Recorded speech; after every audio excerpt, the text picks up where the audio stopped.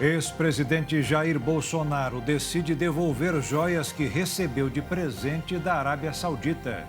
Ministro da Justiça Flávio Dino diz que mídias sociais deverão ser responsabilizadas pelas fake news. Presidente dos Estados Unidos Joe Biden diz que vai fazer o necessário para evitar crise depois da quebra de 2 bancos.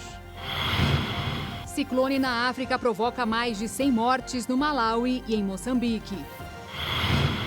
Fiscalização da Agência Nacional de Petróleo encontra posto vendendo gasolina com mistura de mais de 50% de álcool. Justiça quer explicações de empresa de ex-jogador do Palmeiras acusado de dar golpe milionário em 2 colegas de profissão. Casal de brasileiros fatura R$ 1 milhão em apenas um ano, vendendo coxinhas nos Estados Unidos. E o filme asiático Tudo ao Mesmo Tempo, no Mesmo Lugar, ganha 7 prêmios do Oscar e mostra que o cinema tomou um novo rumo. Agora no Jornal das 22.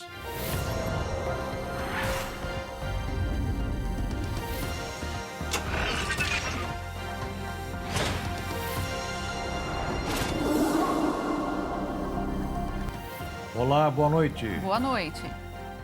Mudanças no caso das joias que o ex-presidente Jair Bolsonaro recebeu da Arábia Saudita. A repórter Jaqueline Fonseca conta os detalhes. A defesa do ex-presidente Jair Bolsonaro informou à Polícia Federal que vai devolver as joias que ganhou da Arábia Saudita. A defesa pede que as joias fiquem sob custódia do Tribunal de Contas da União até que o julgamento sobre o caso seja concluído. A manifestação da intenção em devolver as joias foi espontânea. Na semana passada, o ministro Augusto Nardes, relator do caso aqui no Tribunal de Contas da União, determinou que Bolsonaro não usasse nem vendesse as joias. O Ministério Público de Contas entrou com um recurso sobre esse despacho, pedindo que Bolsonaro fosse obrigado a devolver as joias. Este recurso, no entanto, ainda não foi analisado pelo plenário do Tribunal de Contas da União. As joias em questão entraram no Brasil em 2021 e foram trazidas pelo então ministro de Minas e Energia, Bento Albuquerque, após uma viagem oficial à Arábia Saudita. Segundo a Receita Federal, o estojo de joias com caneta, abotoadura e um relógio entrou no Brasil de forma ilegal. Isto porque, se fosse um presente para o Brasil, esta informação deveria ter sido declarada na alfândega. Por outro lado, se fosse um presente de caráter personalíssimo, o imposto sobre as joias deveria ter sido recolhido, o que não aconteceu. Por esta razão, várias investigações estão em andamento para apurar as responsabilidades sobre o caso. Na Câmara dos Deputados, parlamentares ligados à base do governo estão colhendo assinaturas para tentar abrir uma comissão parlamentar de inquérito. Este assunto também é alvo de investigação na Polícia Federal, na Controladoria Geral da União, no Ministério Público Federal e aqui no Tribunal de Contas da União. De Brasília, Jaqueline Fonseca. O presidente dos Estados Unidos, Joe Biden, disse hoje que vai fazer de tudo para evitar que a quebra de 2 bancos, um na sexta-feira e outro ontem à noite, prejudique o sistema financeiro norte-americano, que, segundo ele, é seguro. O que mais surpreendeu o mundo foi a falência do Banco do Vale do Silício. Fundado em 1983, o Silicon Valley Bank tinha em posse o valor de 175 bilhões de dólares e focava seus investimentos em startups de tecnologia. Localizado no Vale do Silício, ponto-chave de tecnologia dos Estados Unidos, o banco começou a sofrer com as altas dos juros. Isso porque, como ele lidava diretamente com startups do ramo tecnológico, as novas empresas criadas estavam com dificuldades de conseguirem créditos. Por conta disso, o banco precisou sacar valores depositados na instituição. E a partir disso, a ruína estava cada vez mais próxima. Com a queda, esse se tornou o maior banco dos Estados Unidos a desabar desde a crise de 2008. Entre os efeitos do colapso estão o desespero de investidores, ações de outros bancos em queda e movimentos rápidos do Federal Reserve, o Banco Central dos Estados Unidos. E mesmo localizado num país altamente capitalista com focos em privatizações, é no estado que o socorro às empresas e clientes se agarram. Com o banco quebrado, a Federal Deposit Insurance Corporation, agência federal dos Estados Unidos que tem como principal função a de garantir depósitos bancários, assumiu o controle da empresa. A agência auxiliará aos clientes alguns acessos a seus depósitos segurados e tempo para abrir contas em outras instituições. Enquanto isso, o presidente dos Estados Unidos, Joe Biden, prometeu fazer o que for necessário para enfrentar a ameaça de uma crise bancária. A breve declaração de Biden na Casa Branca veio depois que as medidas tomadas pelo próprio país no fim de semana não acalmaram os investidores sobre a saúde de outras instituições ao redor do mundo. Ele disse ainda que os contribuintes não arcarão com os prejuízos e que o governo pretende apurar como os problemas ocorreram, para punir eventuais responsáveis e evitar novos episódios do tipo. Já no Brasil, a repercussão também atingiu as alas governamentais. O ministro da Fazenda, Fernando Haddad, afirmou que não vê risco de uma crise sistêmica na economia global com as falências dos bancos norte-americanos. Haddad afirmou que a Silicon Valley Bank era um banco regional e com carteira fora do restante do sistema financeiro. Para ele, essa situação não gerará uma crise sistêmica e, caso abale o mercado, Haddad disse ainda que o Brasil tem gordura para viabilizar uma queda nos juros básicos da economia. No seminário promovido pelos jornais Valor Econômico e o Estado de São Paulo, o ministro da Fazenda também falou sobre a reforma tributária e afastou a possibilidade da volta de um imposto sobre movimentações financeiras, como a antiga CPMF.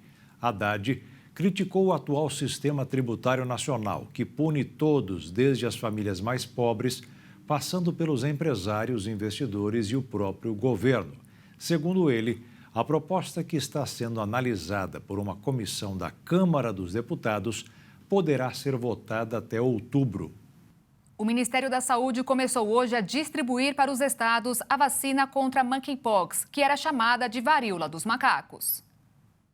Segundo o Ministério da Saúde, mais de 47 mil doses serão disponibilizadas em todos os estados e no Distrito Federal.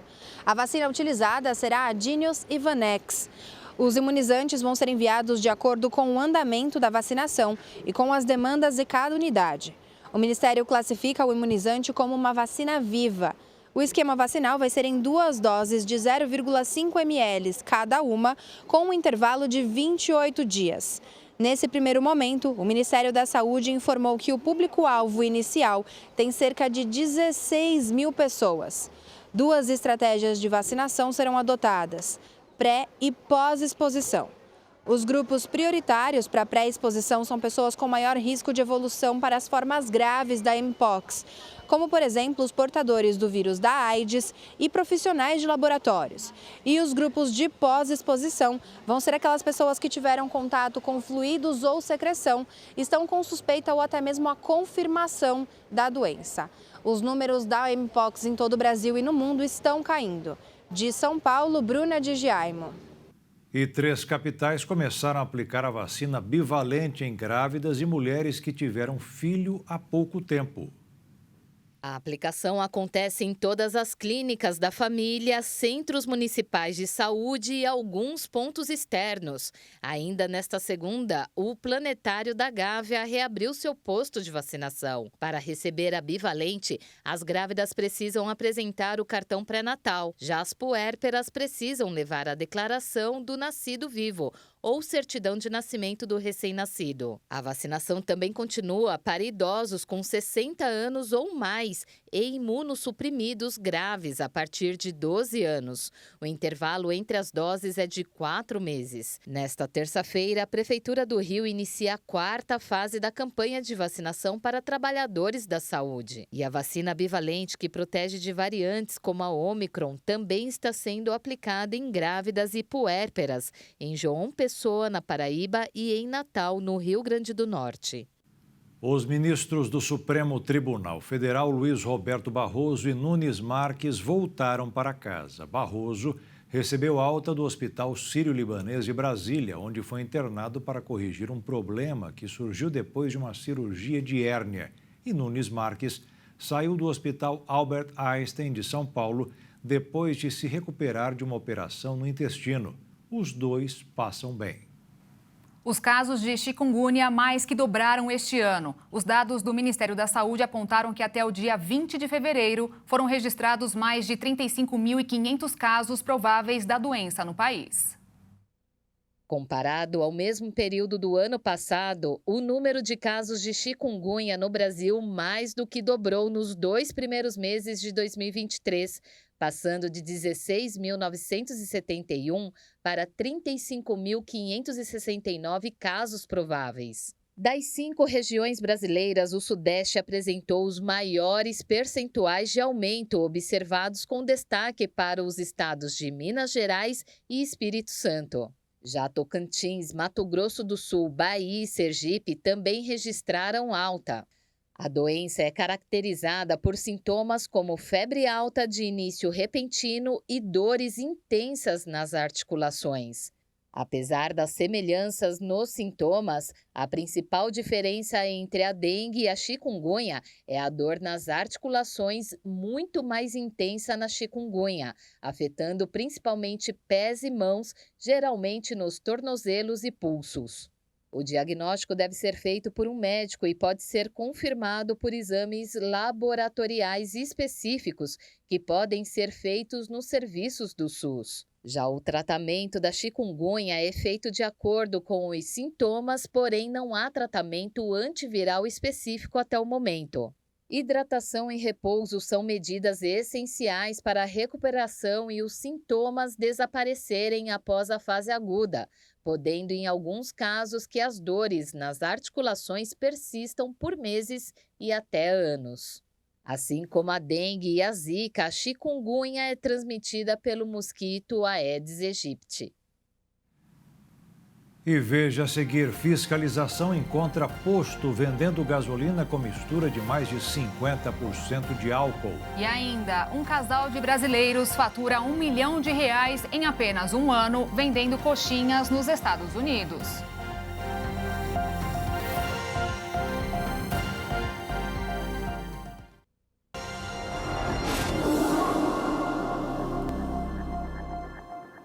Os fiscais da Agência Nacional de Petróleo percorrem o país inteiro para conferir a comercialização de combustíveis. E toda vez que sai um balanço, não faltam irregularidades.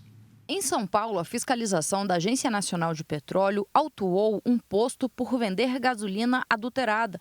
O combustível tinha 51% de etanol anidro, enquanto o estabelecido pela legislação é 27%. Outro posto foi notificado por não ter os equipamentos para realizar o teste do combustível, que pode ser solicitado pelo consumidor. Em Diadema, uma revenda de gás foi fechada por falta de segurança nas instalações e 85 botijões foram apreendidos. O mesmo ocorreu em Sandovalina. A ANP também encontrou irregularidades em Santa Catarina, Mato Grosso, Minas Gerais, Bahia, Ceará, Alagoas e no Espírito Santo, onde 6 autos de infração e 3 de interdição foram emitidos. Em um dos casos, o óleo diesel apresentava aspecto turvo e sujo. No Rio Grande do Sul, 23 postos foram vistoriados em 7 municípios. 4 postos foram autuados por descumprirem notificações de interdição, ou seja, estavam funcionando após determinação de interdição em vistoria anterior. Durante a vistoria, os fiscais da Agência Nacional de Petróleo observam a qualidade do combustível, os equipamentos utilizados nos postos, além de documentações, licenças e a forma como os preços são apresentados ao consumidor. Os postos autuados podem pagar multas de 5 mil a 5 milhões de reais, a depender da infração cometida. Essa vistoria é realizada periodicamente pela Agência Nacional de Petróleo e conta com a ajuda dos PROCONs nos estados. Desta vez, a vistoria foi realizada em 19 unidades da federação. No Mato Grosso do Sul, Paraná, Maranhão, Pernambuco, Distrito Federal e Goiás, a fiscalização não encontrou irregularidades. A vistoria foi realizada entre os dias 6 e 9 de março e o resultado foi divulgado nesta segunda-feira. O consumidor que quiser fazer alguma denúncia sobre o mercado de combustíveis pode entrar em contato com a ANP no telefone 0800 970 026. Repetindo, 0800 970 026. E quem mora em São Paulo passou a viajar mais de ônibus. O número de embarques, segundo o sindicato do setor, voltou ao nível de antes da pandemia. O volume de viajantes em janeiro e fevereiro alcançou quase 100% da quantidade registrada no mesmo período em 2019, conforme os relatos de empresas associadas à Setpesp. Foram cerca de 5 milhões e meio de passageiros nos 2 meses, o que equivale a um crescimento superior a 20% na comparação com o começo do ano passado.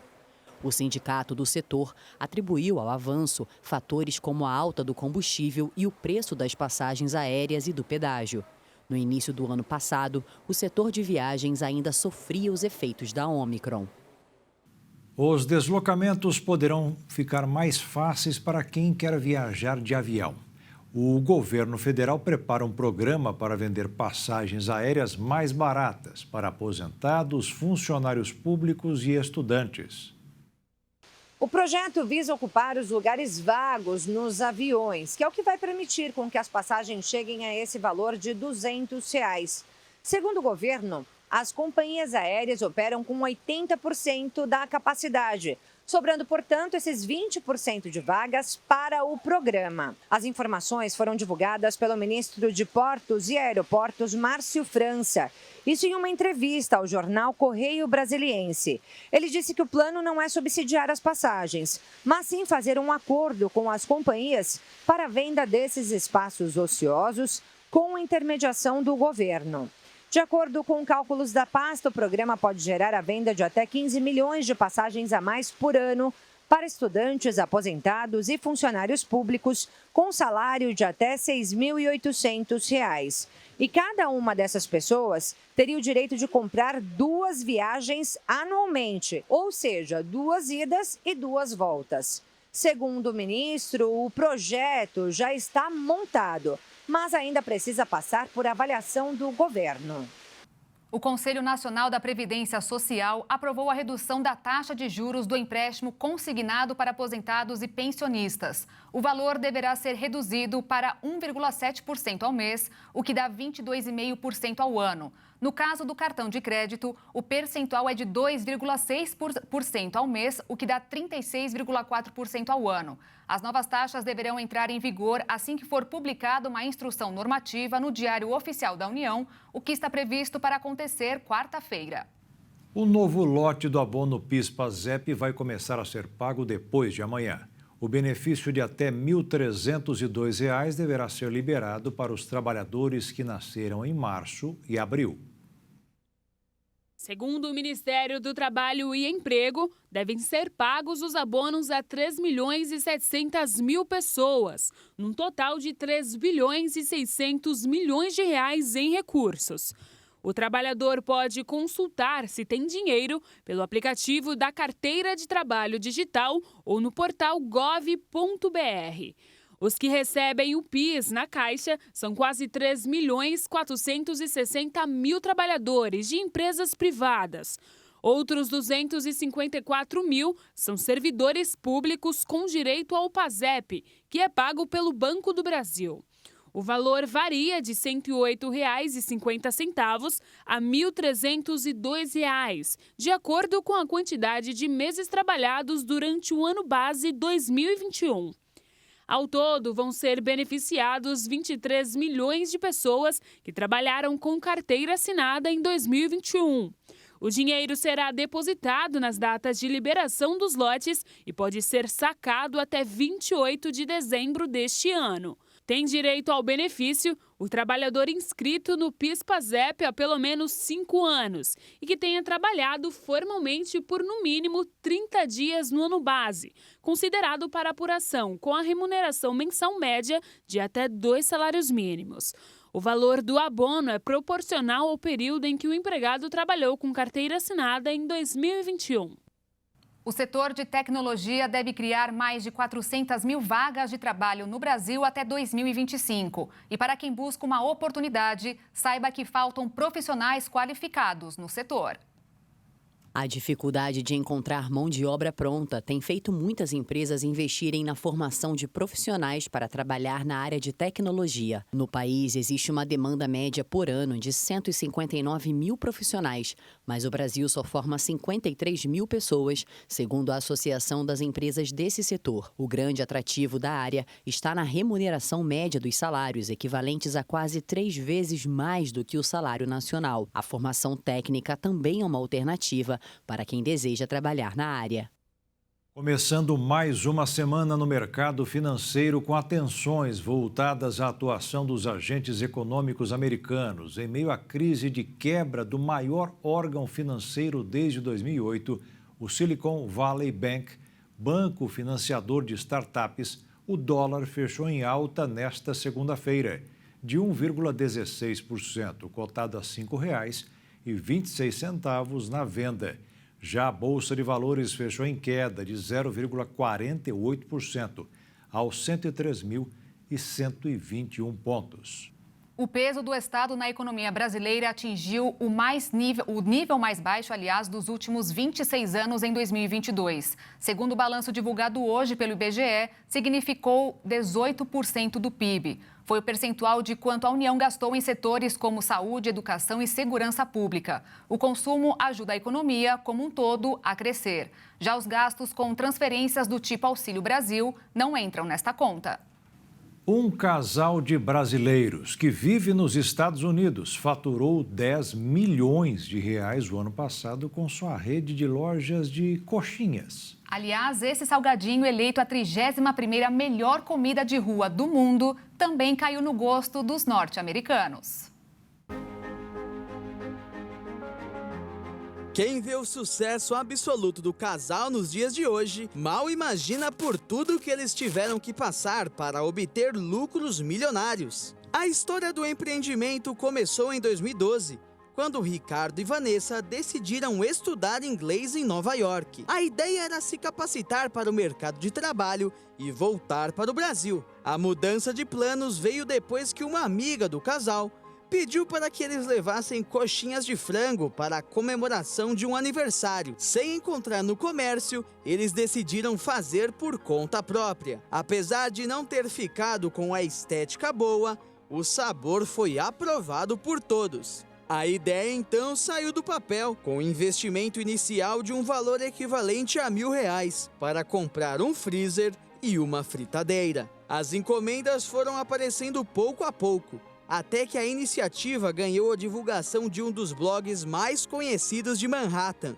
Após a aparição no blog, o telefone do casal não parou mais de tocar. Eram diversas encomendas de todas as partes do país.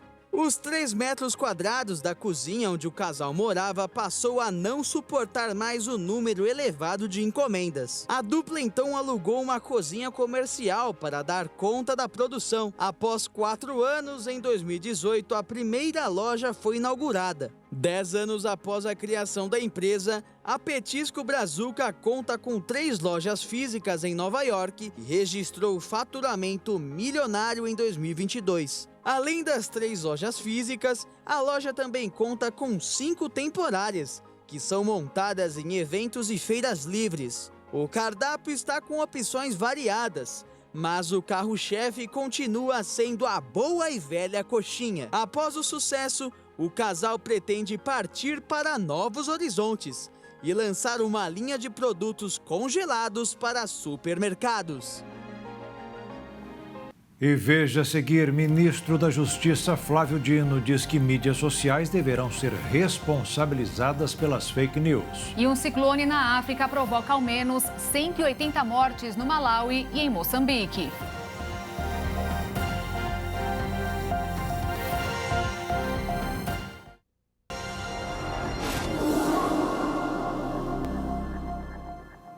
E agora vamos falar dos bons exemplos na piscicultura. Para apoiar os pequenos produtores, o estado de Mato Grosso do Sul criou um programa de incentivos fiscais.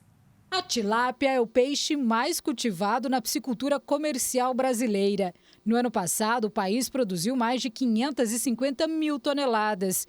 No estado, a produção de tilápia se concentra principalmente nos municípios de Aparecida do Taboado, Selvíria, Brasilândia, Mundo Novo e Itaporã. Considerado peixe exótico que se adaptou muito bem aos rios brasileiros, no Rio Paraná, ele costuma ser cultivado em redes. Já na bacia do Rio Paraguai, ele não pode ser introduzido, apenas em tanques escavados. Na bacia do Paraguai, que seria de Campo Grande no sentido de Corumbá, é proibido qualquer tipo de peixe exótico. A tilápia não é um produto, não é um peixe brasileiro, né? Então nós temos que incentivar os peixes nativos. Então, para a bacia do Paraguai, nós queremos incentivar a produção de pacu, pintado, dourado. São esses comercialmente para que a gente possa também nós temos um mercado significativo. O próprio sul mato-grossense aprecia muito esse peixe e a gente tem muita demanda. Em 2022, Mato Grosso do Sul produziu mais de 32 mil toneladas de tilápia. É o quinto maior produtor do país. Já em relação às exportações, está em segundo lugar. Perde apenas para o Paraná. Para ampliar a produção da piscicultura, o estado lançou o programa ProPeixe, que garante incentivos fiscais aos produtores. Dando uma remuneração adicional ao produtor. Então, ele recebe um recurso do ICMS para que ele tenha uma remuneração mais adequada para a produção e para que isso estimule o investimento na sua propriedade rural. A meta do estado é transformar oficialmente o peixe na quarta proteína animal mais produzida e exportada por Mato Grosso do Sul, incentivando a integração de toda a cadeia. Mato Grosso do Sul está muito bem na questão da bovinocultura, a avicultura e suína crescendo e a piscicultura é aquela que mais cresce. Mas para isso a gente precisa fazer esse trabalho junto aos pequenos produtores. Mato Grosso do Sul quer se posicionar entre os 5 maiores produtores, 5 maiores exportadores, tanto de tilápia como de peixes nativos. Então, o programa visa isso, um crescimento da piscicultura no estado. O Supremo Tribunal Federal determinou a soltura de outros 130 presos pelos ataques às sedes dos 3 poderes no dia 8 de janeiro. No total, mais de 1.000 já foram liberados e são monitorados por tornozeleira eletrônica.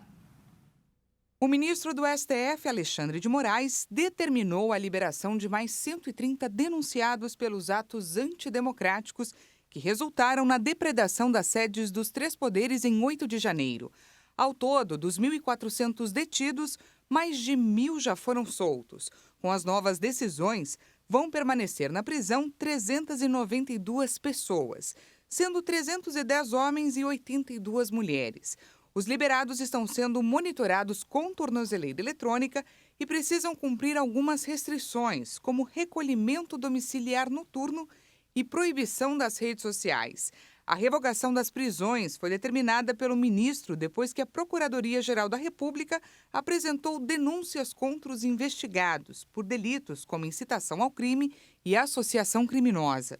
Ao todo, a PGR já denunciou 919 pessoas por esses crimes, sendo que 219 vão responder também por delitos mais graves, como dano qualificado e abolição violenta do Estado Democrático de Direito.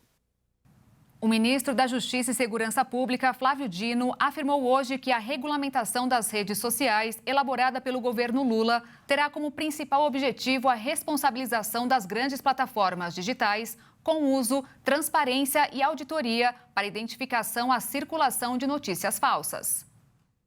Durante evento Liberdade de Expressão, Redes Sociais e Democracia, promovido pela Fundação Getúlio Vargas no Rio de Janeiro, o ministro afirmou que o projeto terá como base o modelo europeu, focado no dever de cuidado das plataformas, e o desempenho do objetivo será calculado por meio de relatórios de transparência semestrais. Em suas palavras, Dino disse que não significa que o projeto que será debatido é puramente punitivista, mas, obviamente, terá uma dimensão acerca da responsabilidade. E ainda apontou que está em debate a criação de um órgão regulador com certos atributos de independência, além de envolver sociedade civil e empresas de checagem, porém de forma mais leve. Segundo Dino, quando o projeto ficar pronto, será apresentado ao presidente Lula e entregue ao Congresso Nacional, que deverá ser enviado diretamente ao deputado Orlando Silva, do PCdoB de São Paulo, que é o relator de outro projeto sobre o tema. O ministro ainda lembrou que o Supremo Tribunal Federal também entregará propostas ao PL.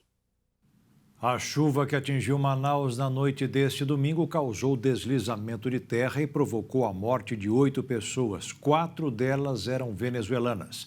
A Prefeitura da capital do Amazonas decretou estado de calamidade pública por causa dos temporais. A medida facilita o repasse de recursos federais. Segundo o governo estadual, das 8 vítimas, 4 são adultos e 4 crianças, sendo 5 do sexo masculino e 3 do sexo feminino. Todos os mortos já foram identificados pelas famílias. As 4 vítimas venezuelanas que morreram no soterramento foram identificados por um parente. A sobrevivente perdeu a mãe, o irmão e 2 primos. Rosmiguelena Salazar, de 43 anos, morreu ao tentar sair da casa com o filho e os sobrinhos. A Agência da ONU para Refugiados se solidarizou com as famílias vitimadas pelo deslizamento de terra em Manaus e informou que está acompanhando as ações da Prefeitura e do governo do estado no apoio à resposta. Segundo a ANCUR, atualmente estima-se que cerca de 40 mil venezuelanos estejam no Amazonas. A onda imigratória iniciou em meados de 2017, quando venezuelanos começaram a chegar na cidade e a acampar na rodoviária da capital amazonense, após sofrerem com o agravamento da crise humanitária no país natal. Moradores que ficaram desabrigados após o deslizamento de terra serão alojados em uma escola municipal localizada próximo onde ocorreu o acidente. A Prefeitura de Manaus informou que 76 famílias serão abrigadas temporariamente no local. Autoridades informaram que o ciclone Fred já deixou mais de 180 mortos em Moçambique e Malawi. Nas imagens, é possível ver o tamanho da destruição causada. Em várias regiões do sul de Malawi foi declarado o estado de catástrofe. Muitas pessoas estão desaparecidas e a previsão é que o número de vítimas fatais aumentem no decorrer dos dias. As operações de resgate continuam, mas se vêem dificuldades pelas chuvas incessantes. Fred se formou em frente ao noroeste da Austrália na primeira semana de fevereiro e poderia se converter no ciclone tropical mais duradouro já registrado, segundo a Organização Meteorológica Mundial. O fenômeno é comum na região com tempestades ou ciclones que atravessam o sudeste do Oceano Índico todos os anos durante a temporada de ciclones, que vai de novembro a abril. Mais de 100 pessoas foram detidas por suposto envolvimento na intoxicação de alunas no Irã. Autoridades afirmam que mais de 5 mil meninas foram vítimas em 230 escolas. Mais de 100 pessoas foram detidas no Irã no âmbito da investigação sobre as intoxicações que afetaram milhares de alunas em escolas, um caso que chocou o país. Em um comunicado divulgado pela agência oficial IRNA, o Ministério do Interior informou que suspeitos foram detidos e interrogados. O Ministério explicou que entre os detentos, alguns tinham motivação hostil com o objetivo de criar um clima de medo entre as estudantes e provocar o fechamento das escolas. A pasta não deu mais detalhes, mas informou que as detenções aconteceram em várias províncias. Autoridades também mencionaram possíveis vínculos com organizações terroristas e citaram os Mujahedins do povo do Irã, um movimento no exílio com sede na Albânia, cujo porta-voz afirmou que a acusação é um espetáculo ridículo. Desde o final de setembro, muitas escolas para meninas registraram casos de intoxicação com gás e substâncias tóxicas, que provocaram náuseas, problemas respiratórios e desmaios. Algumas alunas precisaram ser hospitalizadas. Autoridades afirmaram que mais de 5.000 alunas foram afetadas em quase 230 escolas em 25 das 31 províncias do país. O número de incidentes diminuiu de forma significativa desde a semana passada e não foram registrados novos casos. A Coreia do Norte disparou 2 mísseis estratégicos a partir de um submarino. Os lançamentos foram uma forma de demonstração de força de Pyongyang, às vésperas dos exercícios militares conjuntos entre a Coreia do Sul e os Estados Unidos, que começaram hoje. Um submarino disparou os projéteis no mar diante da cidade costeira de Sinpo, do leste do país, de acordo com a KCNA. O exército sul-coreano, citado pela agência Yonhap, confirmou que detectou o lançamento, mas sem dar mais detalhes. A KCNA afirmou que o teste foi bem sucedido e que os mísseis alcançaram os alvos designados. O governo norte-coreano tinha advertido que os exercícios militares conjuntos de Washington e Seul seriam considerados como uma declaração de guerra. Nessa segunda, os dois países iniciaram os maiores testes conjuntos em 5 anos. Estados Unidos e Coreia do Sul intensificaram a cooperação militar diante do que consideram ser uma ameaça nuclear de Pyongyang, que aumentou os exercícios nos últimos meses. Essa parceria enfurece a Coreia do Norte, que considera que as manobras são um ensaio para uma invasão. A Ucrânia e a Rússia anunciaram baixas expressivas do adversário na batalha por Bakhmut. Nos últimos dias, têm ocorrido lutas violentas pelo domínio da cidade ucraniana. Enquanto a Rússia disse ter matado pelo menos 220 militares ucranianos em 24 horas, o presidente da Ucrânia, Volodymyr Zelensky, falou em mais de 1.100 soldados russos mortos em menos de uma semana. Hoje, o jornal The New York Times noticiou que o Tribunal Penal Internacional pretende pedir a prisão de autoridades russas por ataques à infraestrutura civil na Ucrânia e pela deportação de crianças ucranianas. Uma convenção da ONU define transferência forçada de crianças como genocídio. Enquanto isso, negociadores da Rússia se reuniram com representantes das Nações Unidas em Genebra, na Suíça, para discutir a continuação do acordo que permite a escoação dos grãos pelo Mar Negro. A Rússia indicou que vai continuar com a extensão do acordo de abertura dos portos por 60 dias. E a seguir, a Justiça quer explicações de empresa de ex-jogador do Palmeiras acusado de dar golpe milionário em 2 colegas de profissão. E veja também o filme asiático Tudo ao Mesmo Tempo no Mesmo Lugar ganha 7 prêmios do Oscar e mostra que o cinema tomou um novo rumo.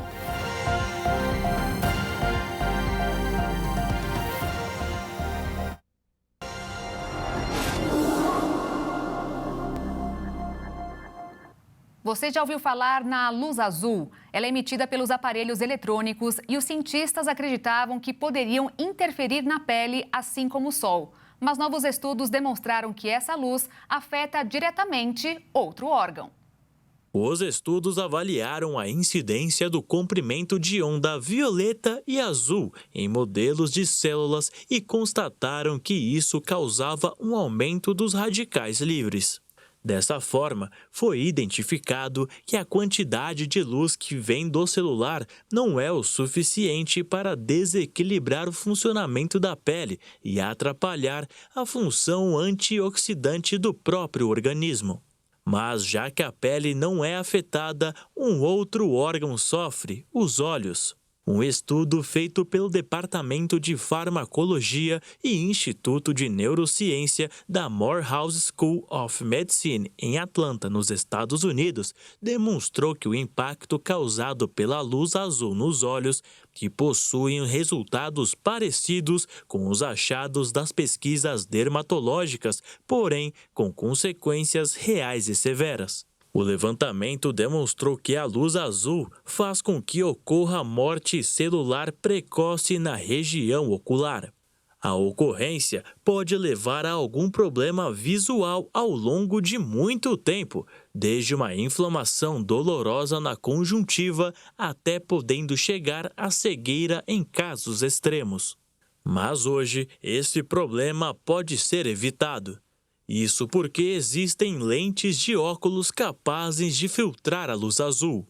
As lentes passam por um tratamento similar a uma esmaltação, impedindo assim a passagem desse comprimento de onda. Segundo os especialistas, a indicação da utilização de lentes que filtrem a luz azul é para todos aqueles que passam muitas horas por dia na frente de telas, mesmo que não haja algum outro problema de visão que exija uso de óculos, como miopia ou astigmatismo. Uma empresa que prometia lucros milionários em investimentos em criptomoedas está sendo investigada pelos órgãos competentes. Os principais lesados são os jogadores Gustavo Scarpa, ex-Palmeiras, e Mike, que ainda defende o clube paulista. William Bigode, atualmente no Fluminense, também é investigado por participar do esquema. Com a promessa de ter lucros de até 5% ao mês, Gustavo Scarpa investiu mais de 6 milhões de reais em criptomoedas no ano de 2020, através da empresa Xland, após indicação de seu colega de clube, William Bigode. A sede da Xland fica localizada em Rio Branco, no Acre. A empresa em si tem como seus donos Gabriel Nascimento e Jean Ribeiro, além de ter parceria com a WLJC Consultoria e Gestão Empresarial, fundada em 2019, que tem o William Bigode como um dos sócios. O fato curioso é que a WLJC não está registrada em nenhum órgão regulatório do mercado financeiro. Para convencer futuros investidores, a Xland dizia ter garantias financeiras astronômicas, além de pedras de alexandrita, um dos minerais mais valiosos do mundo, que o preço do quilate pode chegar a custar $9 mil. A pedra também é famosa por mudar de cor de acordo com a luz. De acordo com documentos, os problemas da Xland com a justiça não são recentes, já que a empresa responde a 3 processos por um calote em investidores de mais de R$2 milhões. Gustavo Scarpa começou a desconfiar que havia caído em um golpe em agosto do ano passado, quando pediu a Xland que gostaria de resgatar parte do seu dinheiro. Desesperado por ter perdido o dinheiro, Scarpa pediu para que Marçal Siqueira fosse até Rio Branco, no Acre, para cobrar a devolução do seu dinheiro. Marçal é coach em desenvolvimento humano e gestão financeira. Ele tinha uma parceria com a Xland e participava de reuniões da empresa. Diversos jogadores de futebol tiveram aulas e mentorias com Marçal, inclusive William Bigode, que afirmou ter sido apresentado a Xland por ele. Em novembro do ano passado, enquanto o Scarpa se concentrava para um jogo, ele recebeu notícia nada animadores de Marçal. Em áudio enviado a Scarpa, Marçal disse: "Você tem algum contato com a Polícia Federal? Peça para fechar mesmo as fronteiras, porque eu não tenho mais esperanças." Scarpa chegou a procurar William Bigode para que tentasse interceder no seu caso. Bigode disse que também tinha metade de seu patrimônio no negócio, cerca de 17 milhões e meio de reais. No dia seguinte, Scarpa registrou boletim de ocorrência contra a Xland e contra William Bigode. Mike, também jogador do Palmeiras, foi outro que deu queixa na polícia, relatando perdas milionárias. Além de Mike e Gustavo Scarpa, o goleiro do Palmeiras e da seleção brasileira, o Everton, também perdeu dinheiro com os investimentos. Em um comunicado, a Xland disse que também é vítima no negócio. Segundo a empresa, eles foram lesados pela FTX, a segunda maior corretora de criptomoedas do mundo, que faliu em novembro do ano passado, deixando investidores do mundo inteiro no prejuízo. A empresa afirmou que operava todos os recursos dos mais de 600 clientes dentro da FTX e que agora está se organizando juridicamente para entrar com recurso dentro da fila de recuperação judicial. O advogado de Gustavo Scarpa disse que ele se encontra muito decepcionado, inconformado e bem chateado, e que espera ser ressarcido o quanto antes. No final de semana, a postagem de 3 alunas de uma universidade de Bauru, no interior paulista, revoltou internautas. Elas fizeram bullying contra uma colega de sala de 40 anos por causa da idade. Enquanto isso, um senhor de 78 anos que acabou de se formar na faculdade prova que nunca é tarde para voltar a estudar.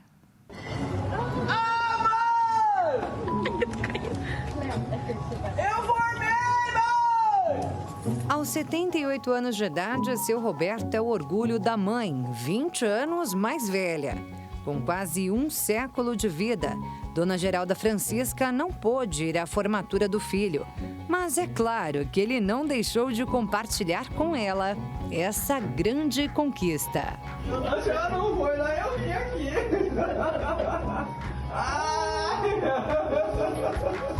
A história do seu Roberto é inspiração para muita gente que não teve a oportunidade de estudar quando jovem. O diploma prova que a vida é um aprendizado constante, do nascimento até a morte. Por isso, ele afirma com propriedade. É muito importante estudar e ser alguém, né? Nunca é tarde. Morador de Varginha, em Minas Gerais, o recém-formado em gestão financeira havia parado de estudar há bastante tempo, lá na juventude. Ele casou-se bem cedo, aos 23 anos, e logo tornou-se pai. Foi aí que a prioridade passou a ser o sustento da família. Só recentemente, com os 3 filhos criados e formados, foi que o senhor Roberto resolveu retomar o antigo sonho de ter um diploma universitário. Eu não sabia de quê, não sabia o que eu queria formar, mas eu queria ter um diploma. O aposentado foi muito incentivado a voltar aos estudos, especialmente pela mãe e pelo filho do meio, professor e coordenador da faculdade, onde o pai prestou o vestibular. Foi o próprio Dimas quem deu a ideia ao pai durante a pandemia. E eu vi no estudo à distância uma ferramenta, uma oportunidade para poder, primeiro, tirar o foco dele da questão da pandemia, segundo, ocupar a cabeça dele, porque ele sempre foi muito ativo, até então, há pouco tempo atrás, ele trabalhava num escritório de contabilidade, e eu penso que a ociosidade fez com que ele deixasse guardado uma capacidade que ele tinha de ainda produzir. No Centro Universitário do Sul de Minas, o pai do professor impressionou a todos pelas notas altas. E além de estudar, seu Sebastião também deu aula de autoestima, força e determinação. Por ser educação à distância, obviamente não existe a presencialidade, mas semanalmente a gente tem as nossas aulas ao vivo. E ele sempre era o primeiro a chegar, entende? Então, aí o pessoal no grupinho, né, no grupinho do Zap dos alunos, né, o seu Sebastião já entrou? Já. Então, se ele entrou, todo mundo tem que entrar, e a sala lotava. Foi o respeito que o seu Sebastião Roberto ganhou dos amigos. Bem diferente da mulher de 40 anos, vítima de preconceito por causa da idade, em uma universidade particular de Bauru, no interior de São Paulo. As 3 estudantes que aparecem no vídeo fazem um quiz para saber como desmatricular a colega de sala, alegando que a mulher seria muito velha para estar na faculdade. Ela tem 40 anos já. Eu quero saber. Era para estar aposentada. Realmente. As universitárias agora podem responder na justiça pelo episódio que viralizou e chocou a internet. Atos de quem humilha, menospreza, discrimina alguém por qualquer motivo em razão da sua idade e que ainda propala informações depreciativas com atributos ligados à sua intelectualidade com a intenção de desacreditá-la na sociedade, em tese, caracterizam crimes contra a honra. E também pelo crime de violência psicológica, que causa dano emocional à mulher mediante constrangimento e ridicularização. Ciente da história, o seu Roberto repudia o ato das alunas de Bauru e deixa seu recado. Realizar sonho não tem idade. Ser feliz não tem idade. Porque realizar um sonho igual eu realizei foi uma felicidade enorme. Hoje, com um diploma em mãos, o seu Roberto ainda não decidiu se vai buscar uma oportunidade no mercado de trabalho ou se fará outra faculdade. O fato é que disposição para isso, ele já mostrou que tem de sobra.